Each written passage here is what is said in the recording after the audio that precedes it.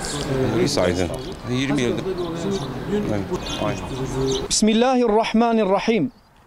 Peygamber Sevdalıları platformu tarafından düzenlenecek olan Mevlid-i Nebi etkinliğine İttihadül Ulema olarak da bu yılda destek veriyoruz.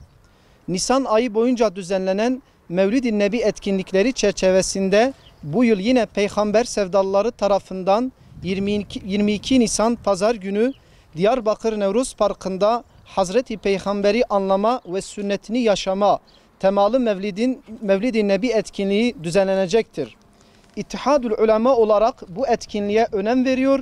Özelde üyelerimizi, genelde tüm halkımızı bu etkinliğe katılmaya davet ediyoruz.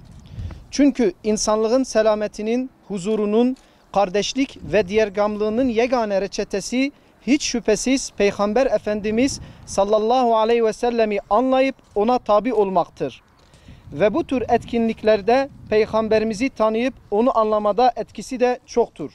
Son olarak bu etkinliği sadece Diyarbakır'da değil, ülkenin hatta dünyanın birçok yerinde düzenleyerek Peygamberi sevdayı dalga dalga yayan Peygamber Sevdalıları platformuna bu faaliyetlerinden dolayı İttihadül Ulema olarak teşekkür ediyor. 22 Nisan Pazar günü Diyarbakır Nevruz Parkı'nda Hazreti Peygamber'i anlama ve sünnetini yaşama temalı Mevlid Nebi etkinliğine buluşmak üzere hepinizi Allah'a emanet ediyoruz. Vesselamu Aleyküm ve Rahmetullahi Berekatuhu.